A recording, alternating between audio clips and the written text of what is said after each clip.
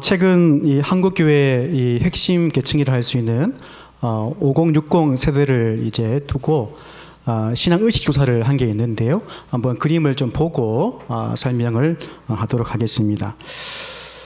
교회가 이 시대 변화에 어떻게 적응하고 있는가라고 물었고 그림과 있는 같이 답변을 했는데요. 먼저는 매우 잘 따라가고 있다라고 답변하신 분들이 6%가 되겠고, 그 다음에 약간 따라가고 있다라고 말씀하신 분들이 34%입니다. 그래서 합치면 얼마죠? 40%죠. 그래서 이 40%의 분들은 그래도 교회가 이 시대 흐름을 잘 읽어내고 또 그 변화에 발맞춰가고 있다라고 생각을 하는 것 같습니다.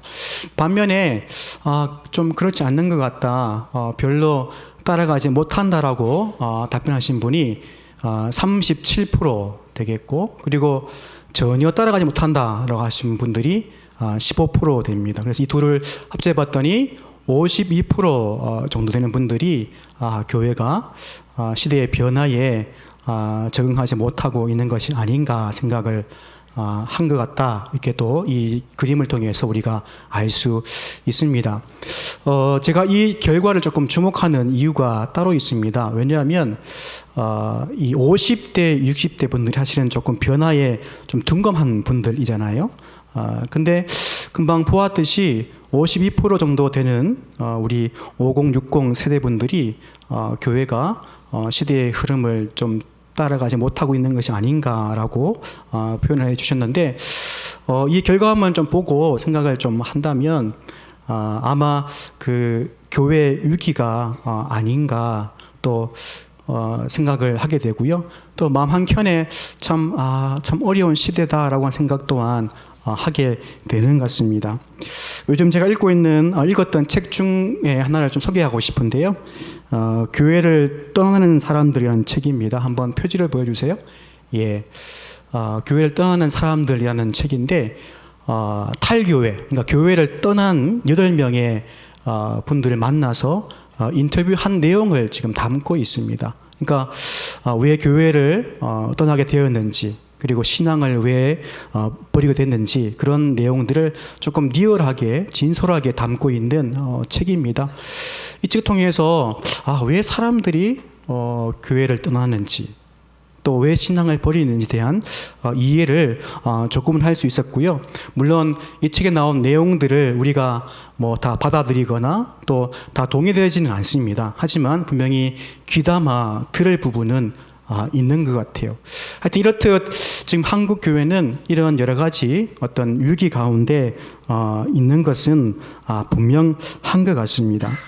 교회가 소금 맛을 잃으면 이 사람들에게 외면당합니다. 그리고 교회가 그 생명의 빛을 잃어버리면 나라가 혼란스럽고 또 나라가 방황하게 되는 그런 결과를 초래할 수 있습니다. 그래서 이런 맥락에서 교회의 책임이 분명히 있다 생각이 들어지고요. 또한 우리도 우리의 책임이 아닌가 그런 생각을 또 하게 됩니다. 여러분, 이 교회의 이 위기로만 끝나서는 안 돼요. 사실은 우리는, 성도는 이 위기 너머에 있는 기회를 바라봐야 됩니다. 그러니까 이 위기를 통해서 전화위복이 일어나야 되겠고, 또 그 위기 너머에 있는 그 하나님의 기회를 바라보아서 우리 신앙 생활에 또한 우리의 삶 가운데 그 하나님의 은혜가 유지되고 그 은혜가 넘치도록 해야 할 줄로 믿습니다. 여러분, 다시 우리가 꿈을 꾸기 원합니다. 하나님의 그 마음을 품고 비전을 갖기 원해요. 위기라고 포기하는 것이 아니라 하나님의 그 마음을 가지고 우리에게 주어진 새로운 꿈을 갖고 나가야 될 줄로 믿습니다. 오늘 읽었던 이 본문 말씀은 이 사도행전에 속한 말씀인데요. 사도행전 가운데 있는 특징들 중에 좀 두 가지를 좀 소개하고 싶어요. 첫 번째는 예수 그리스도의 복음이 예루살렘에서 땅끝을 향하여 나가는 모습을 우리가 이 사도행전에서 볼 수가 있습니다. 한번 말씀을 한번 같이 보기 원하는데요. 1장 8절 말씀을 한번 같이 읽도록 하겠습니다. 1장 8절 말씀 시작. 오직 성령이 너에게 임하시면 너희가 권능을 받고 예루살렘과 온 유대와 사마리아와 땅끝까지 이르러 내 증인이 되리라 하시니라. 여러분 잘 보시면 복음이 예루살렘에서부터 땅끝을 향하여 나가고 있습니다. 여러분 그런데요, 복음서는 정반대의 모습을 볼 수가 있어요. 복음서는 예수님께서 혹은 예수님의 그 복음이 예루살렘을 향하여 나아갑니다. 그런데 사도행전은 정반대이죠. 예루살렘에서 유대와 사마리아와 그 경계를 넘어서 땅끝을 향하여 나아가는, 그러니까 이 사도행전은 바로 그 복음의 움직임을 담고 있는 그런 말씀이다라고 볼 수가 있겠습니다. 또 하나의 특징은요, 뭐냐면 예수님의 그 승천 이후를 잘 보시면 사도들이 그 예수 그리스도의 그 복음을 이제 증거하는 장면들이 이렇게 나와요. 그런데 사도행전 6장부터 유심히 보시면 그렇게 예수님의 증언자로 사역했던 사도들은 무대 뒤로 살짝 감추어지고 새로운 인물들이 등장하게 되는데 그 인물들은 사도가 아닌, 쉽게 말해서 일반 성도들이라는 사실이에요. 여러분 잘 아시는 스데반, 오늘 본문에 나오는 빌립이 바로 그와 같은 인물입니다. 그러니까 예수 그리스도의 증언으로서의 그 사역이 사도에서 성도로 전환되는 그런 장면을 담고 있는 것이 바로 사도행전이 되겠습니다. 그러니까 이런 특징들이 이 사도행전에 있는데요. 특히 여러분 주목할 것은 뭐냐면 사도에서 그리고 성도로 그 증언의 삶이 왔다는 사실이에요. 이거 무엇을 의미하냐면 바로 지금 저와 여러분에게 무언가를 말하고 있는 거예요. 뭐냐? 특정한 사람만이 그 복음 사역에 함께하는 것이 아니라 예수 그리스도를 믿고 따르는 모든 성도라면 바로 복음을 증거하는 사람이 되어야 한다는 것입니다. 한번 따라해 보십시다. 나는 사명자입니다. 믿습니까? 네, 그렇습니다. 특정인이 아니에요. 물론 전문적으로 필요하겠지만 그러나 누구나가 예수 그리스도를 믿고 따르는 사람은 그 주님의 죽음과 부활을, 그 복음을 증거하며 살아가는 사명자의 삶을 살아야 한다는 거죠. 여러분, 선교도 마찬가지예요. 어떤 특정한 분들만 하는 것이 아니라 성도라면 누구나가 자기가 서 있는 그 자리에서 이 하나님의 선교 사역에 동참해야 됩니다. 예를 들어 기도로 함께 할 수 있고요. 그리고 물질로도 함께 할 수 있습니다. 또 아니면 시간을 좀 내어서 단기간에 그 선교 사역에 함께 할 수도 있습니다. 여러분, 그래서 성도라면 누구나가 복음을 증거하고 또 이 선교 사역에 함께 해야 되는, 참여해야 되는 이 사명자라고 하는 것입니다. 이 스데반이 여러분 아시다시피 순교를 당합니다. 이 순교를 당하게 되는데 이 순교 이후에 이 초대 교회, 그러니까 예루살렘 교회의 분위기가 심상치 않아요. 그 예루살렘 가운데 그리고 예루살렘 교회를 향한 박해와 핍박이 그곳에서 일어나게 됩니다. 그런데 이 박해는요, 이전과는 비교할 수 없을 만큼 굉장히 강력한 박해가 그 예루살렘 교회에게 임하게 되는데요. 여러분, 참 놀랍게도 교회를 박해하고 성도들을 힘들게 하는데 거기서 복음이 멈추거나 아니면 복음 전파가 중단되지 아니하고 오히려 정반대의 현상이 일어나더라는 거예요. 복음은 감옥에 갇히지 않습니다. 복음은 한 곳에 머물지 않습니다. 멈추고 싶어도 그 복음은 멈춰지지 않는다는 이야기예요. 그런 관점으로 오늘 읽었던 본문 말씀을 조금 보려고 그러는데요. 스데반의 죽음 이후에 한 인물이 등장합니다. 여러분, 그 인물은 누구냐면 바로 청년 사울입니다. 이 사울은 우리가 너무 잘 알고 있는 바로 그 바울입니다. 이 청년 사울은 원래 이 바리새인으로서 또 유대교인으로서 이 교회를 핍박하고 또 성도를 박해하는데 앞장서서 일했던 사람이 바로 청년 사울이에요. 이 사울이 예루살렘 교회를 박해하는 거죠. 또 성도들을 괴롭히는 거죠. 근데 여러분, 그 가운데 하나님의 은혜가 있다는 것을 우리가 주목해 볼 필요가 있는 것 같아요. 오늘 우리 본문 말씀 1절 볼까요? 오늘 1절 말씀 같이 읽도록 하겠습니다. 시작. 사울은 그가 죽임당함을 마땅히 여기더라. 그날에 예루살렘에 있는 교회에 큰 박해가 있어 사도 외에는 다 유대와 사마리아 모든 땅으로 흩어지니라 그래요. 여러분, 박해가 있으니까 어떤 반응이 일어나는 거예요? 성도들이 흩어지기 시작한 거예요. 근데 여러분 1절을 한번 다시 보시면요, 이런 표현이 나오죠. 사도 외에는. 그렇죠? 무슨 말입니까? 사도들은 예루살렘을 떠나지 않았다는 이야기예요. 성도들은 박해가 심하니까 그곳을 떠나서 흩어졌는데 사도들은 그렇지 않다는 이야기입니다.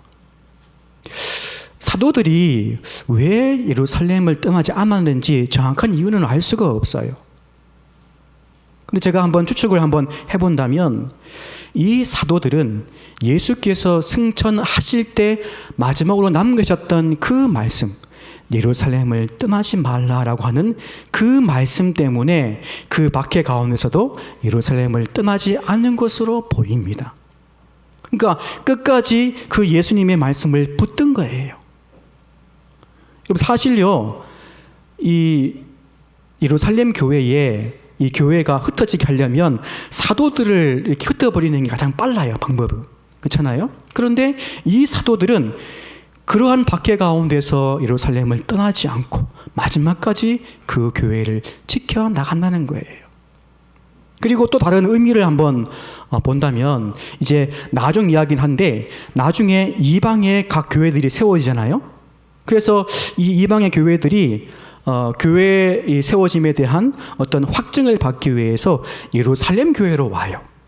그때 이방인 교회들을 확증하고 세워나가는 데 큰 역할을 했던 사람들이 바로 사도들입니다.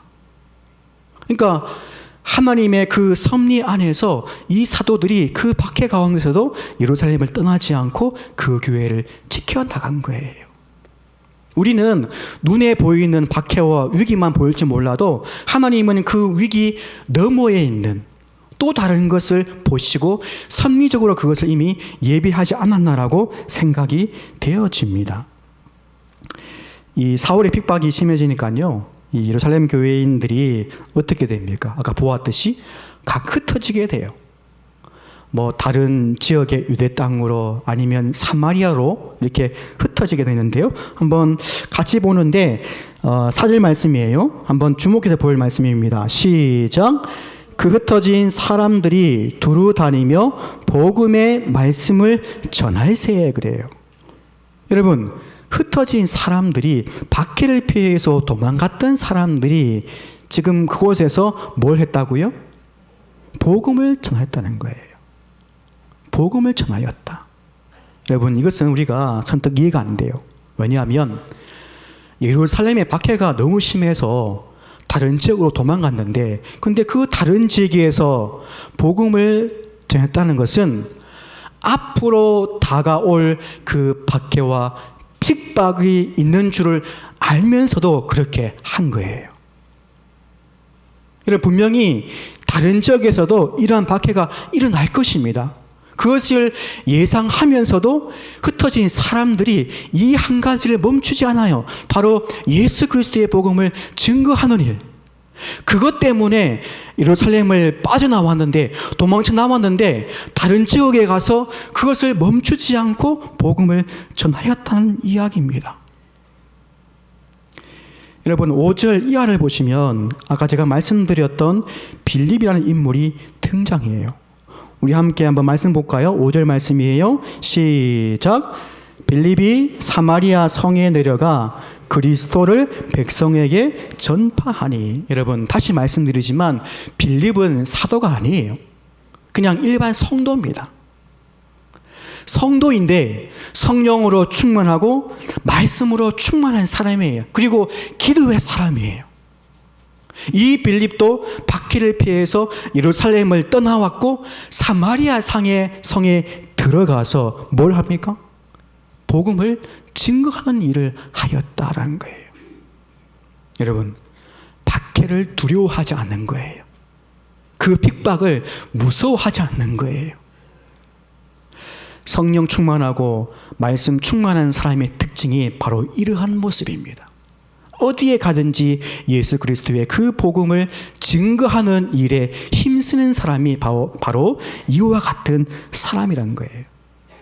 여러분, 빌립을 통해서 그 사마리아 성에 예수 그리스도의 복음이 선포되어졌습니다. 하나님의 그 말씀이 선포되어졌어요.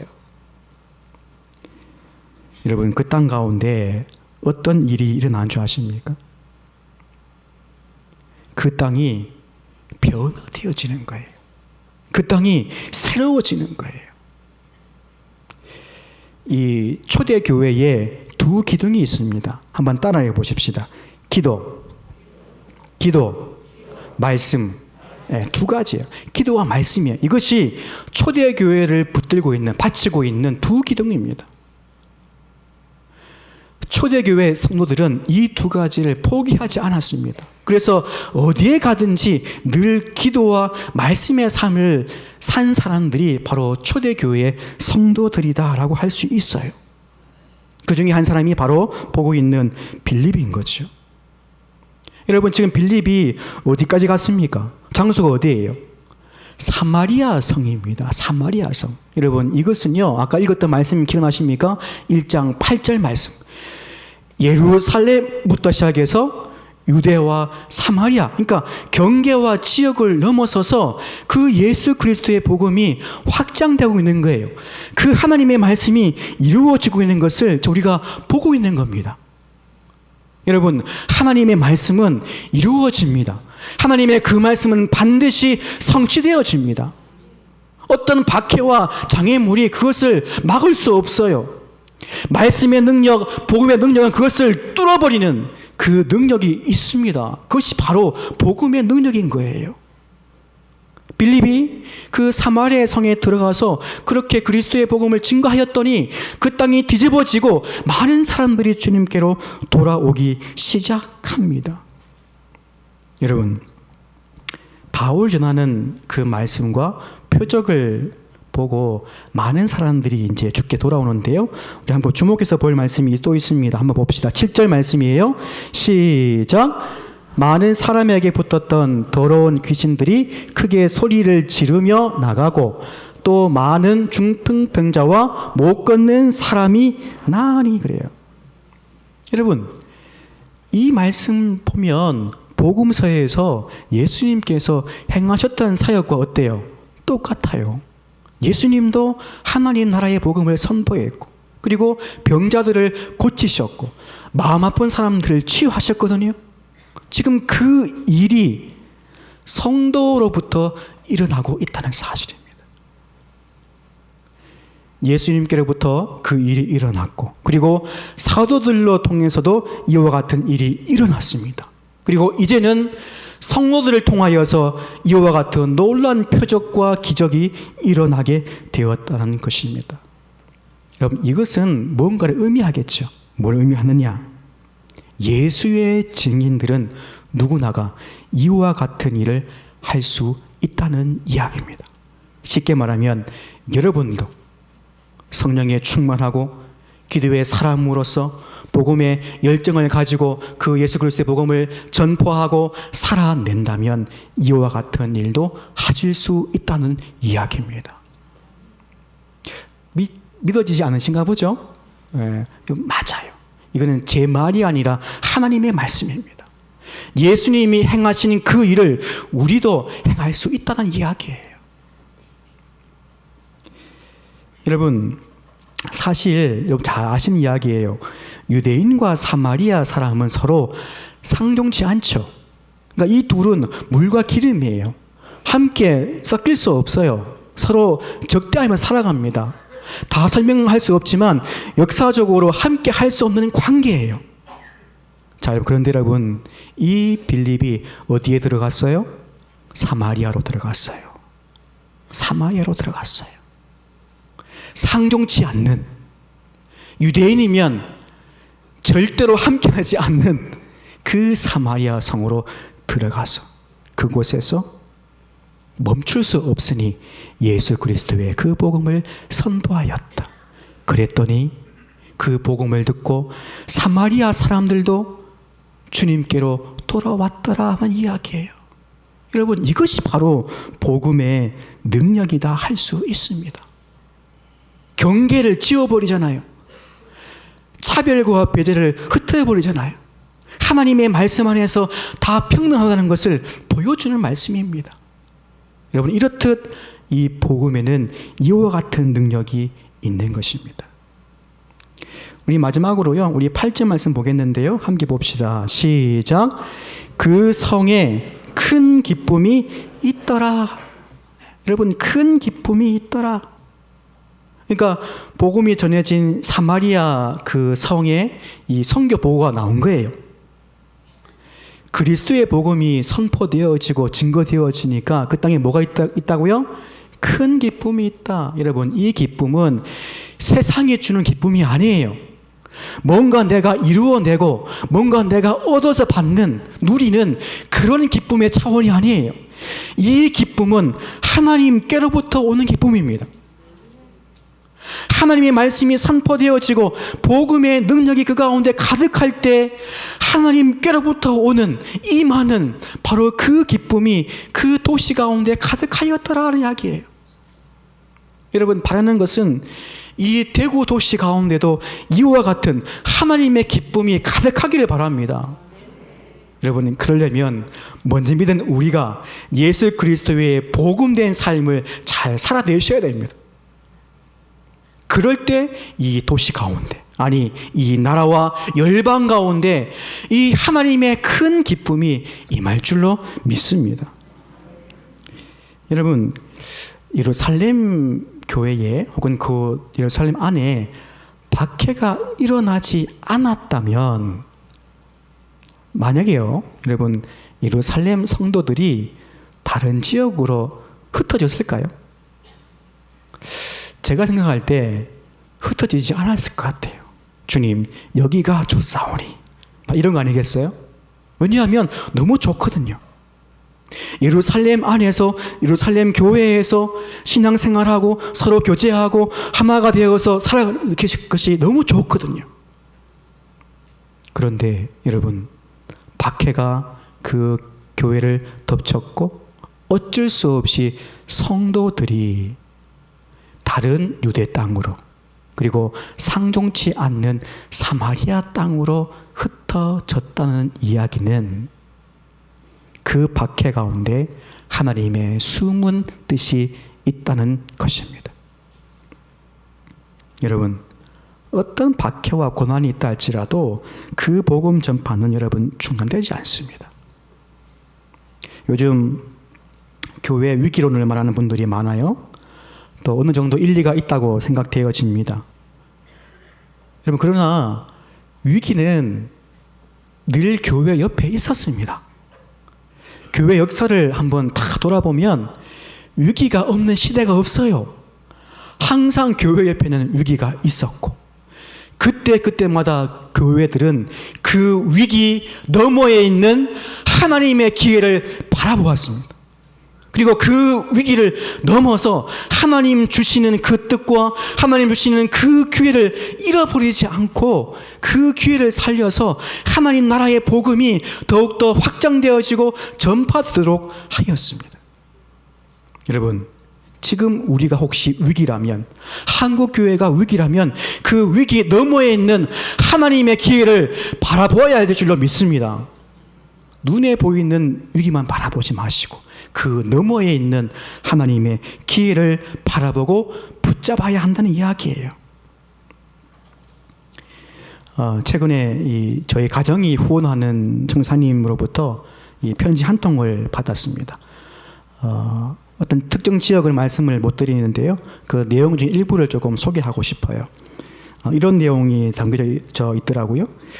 지난 한 2, 3년 동안에 그 지역에 예배당, 그러니까 예배를 드리는 처소가 놀라지 마세요. 9,800개나 사라졌답니다. 네, 9,800개. 무슨 말입니까? 교회가 사라졌다는 이야기예요. 오늘 본문에 나오는 초대교회의 박해와 핍박과 거의 비교해도 부족하지 않는 엄청난 박해가 지금 일어나고 있다는 이야기예요. 만여 개 되는 그 교회가 지난 이 3년 동안에 사라졌다는 이야기예요. 여러분, 얼마나 큰 위기입니까? 얼마나 큰 어려움이에요.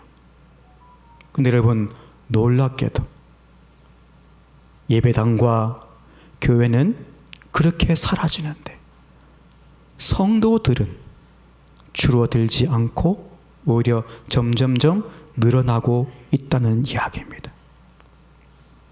여러분, 뭘까요? 뭘까요? 교회들은 다 문을 닫는데, 사라져버렸는데 성도들은 줄지 않고 오히려 늘어나고 있다는 이야기예요. 기존에 있던 성도들이 그 박해 가운데서도, 교회가 사라지는 그 어려움 가운데서라도 그 신앙을 버리지 않았다. 자신이 서 있는 그곳에서 하나님을 예배하고 기도하고 말씀 가운데 굳게 서서 그 말씀대로 예수 그리스도의 복음을 증거하는 삶을 살아낸 거예요. 그랬더니 그 큰 박해 가운데서 오히려 많은 성도들이 생기더라, 예수를 믿는 사람들이 더 늘어나더라 라고 하는 이야기입니다. 이분들은 위기 너머에 있는 하나님의 기회를 굳게 붙잡고 하나님 주시는 그 기회를 놓치지 않고 끝까지 말씀으로 승리해 나간 사람들입니다. 여러분, 그곳은요, 기독교 신앙을 몰래 가지면 안 되는 곳이에요. 불법이에요. 그래서 발각되어지면 체포를 당하게 되고 교도소로 가야 된대요. 여러분, 제가 아까 말씀드렸죠. 이 3년 동안에 거의 만여 개의 교회가 사라졌다. 교회는 사라졌어요. 근데 성도들이 붙잡혀서 교도소로 모이게 되면서, 여러분, 교도소가 뭐가 된 거예요? 뭐가 된 걸까요? 교회가 되는 거예요. 눈에 보이는 교회는 다 사라졌는데 복음을 포기하지 않고 그 믿음을 지켜내었던 그 성도들이 교도소에 모였더니 바로 그 교도소가 교회가 되었다. 여러분, 얼마나 놀라운 일입니까? 근데 여러분, 한 가지 더 놀라우실 일이 한 가지 더 있어요. 뭐냐면, 이렇게 큰 박해가 있는 이 지역의 성도들이 향후 10년 안에 열방을 향하여서, 세계를 향하여서 예수 그리스도의 복음을 증거하는 선교사 1만 명이 세워지도록 지금 기도하고 있답니다. 그 큰 박해 가운데,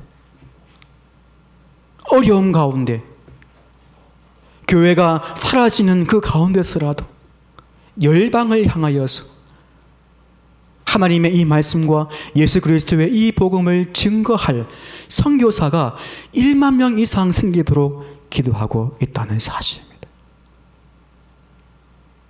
여러분, 우리 한국교회는 어떻습니까?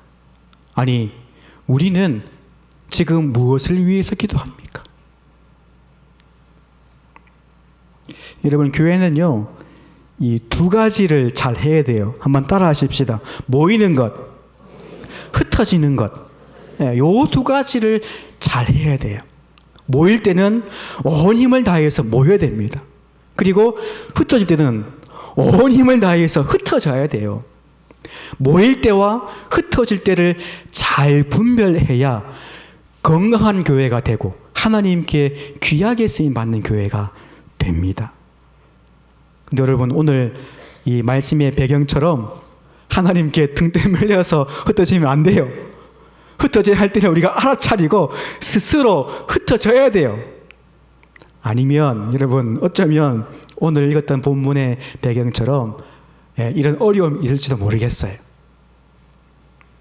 우리나라에 복음이 들어오고 그 초기에 평양 땅에 대부흥이 일어났죠. 그리고 특히 북한 지역에 많은 교회들이 성장했습니다. 그리고 해방을 맞았습니다. 그리고 전쟁이 일어나서 북한에 있던 성도들이 남쪽으로 어쩔 수 없이 피나온 분들이 많습니다. 사실 여러분, 북한의 성도들은 남쪽으로 오고 싶지 않았어요. 어쩔 수 없어서 피난을 가야 했기에 남쪽으로 그냥 온 거예요. 남쪽으로 와서 곳곳에 흩어져 있습니다. 그분들이 여러분 성도가 아닙니까? 여러분 성도는 하면 뭐 합니까? 모이면 예배합니다. 모이면 기도합니다. 그래서 모이는 그곳에 뭘 세울까요? 뭘 세울까요? 교회를 세우는 거예요. 그렇게 해서 세워진 교회가 지금도 많이 있습니다.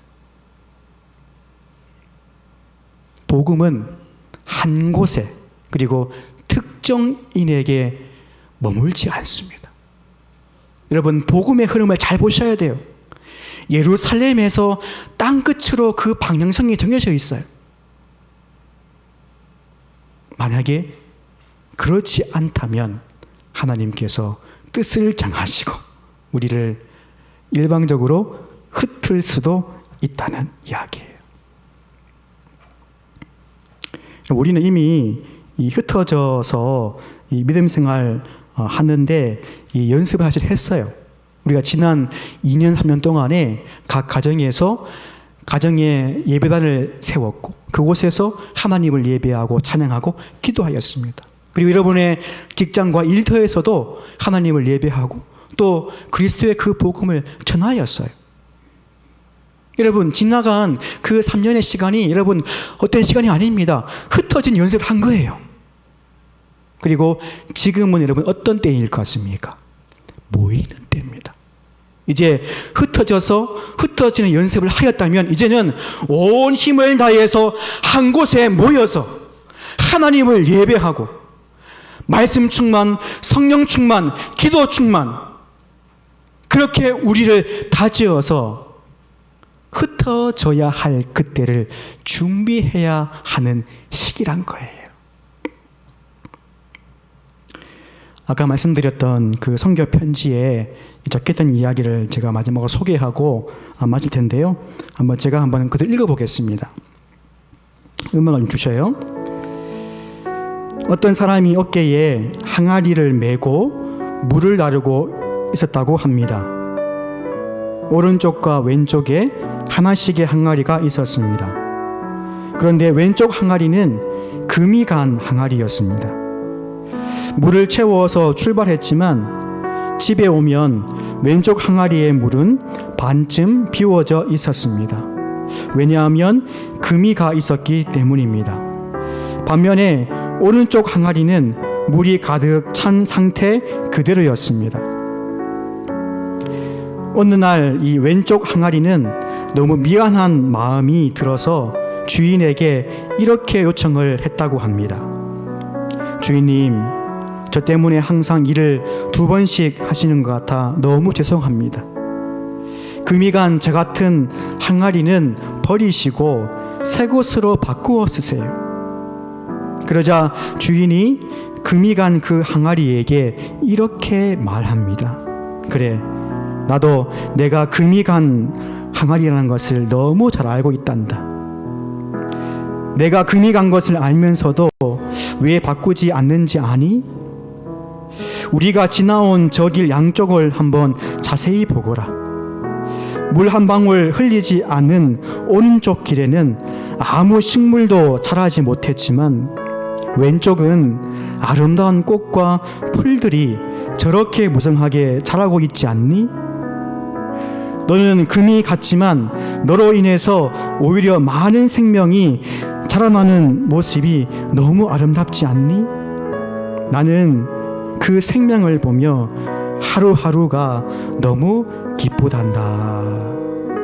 여러분, 물론 지어낸 이야기입니다. 하나님은 깨진 항아리를 쓸모없다 하지 않으십니다. 깨진 항아리는 깨진 대로 사용하십니다. 비록 물이 새는 깨진 항아리 같은 우리의 인생이지만 하나님께 붙들림 받고 복음에 대한 열정을 가지고 성령과 말씀과 기도로 충만할 때 비록 깨어진 인생, 물이 새는 인생이라 할지라도 하나님께서 그 깨진 항아리와 같은 우리를 들어서 사용할 줄로 믿습니다. 그 깨어진 틈 사이로 물이 흘러서 그 물이 생명을 일으키는데 쓰임 받을 줄로 믿습니다. 여러분, 생명은 살리는 일보다 값진 것이 없어요. 예수 그리스도의 복음을 증거하고 전파하는 것은 너무너무 값진 일입니다. 여러분, 우리에게 위기는 늘 가까이에 있습니다. 그 위기를 너무 두려워하지 마십시다. 그리고 그 위기 너머에 있는 하나님의 기회를 보고 굳게 붙잡으십시다. 또한 모일 때와 흩어질 때를 우리가 분별하여서 하나님께서 기뻐하시는 우리 교회가 되기를 바랍니다. 여러분, 이 복음의 능력은 우리만 누리는 것이 아니에요. 이웃과 지역과 이 도시와 나라와 열방으로 이 복음의 능력을 흘려보내야 됩니다. 그 역할을 온전히 감당하는 저와 여러분 되기를 바랍니다. 기도하겠습니다. 하나님 아버지, 오늘 주신 말씀을 통하여서 우리 마음 중심에 예수 그리스도의 복음으로 다시 한번 뜨겁게 해주시고 이 복음을 들고 내가 서 있는 그곳에서 예수 그리스도의 복음을 증거하고 또 그 복음대로 살아내는 삶을 살도록 인도하여 주옵소서. 하나님, 우리 교회가 모일 때와 흩어질 때를 잘 분별하여서 하나님 앞에 귀하게 쓰임받는 교회가 되게 하여 주시옵소서. 예수님의 이름으로 기도합니다. 아멘.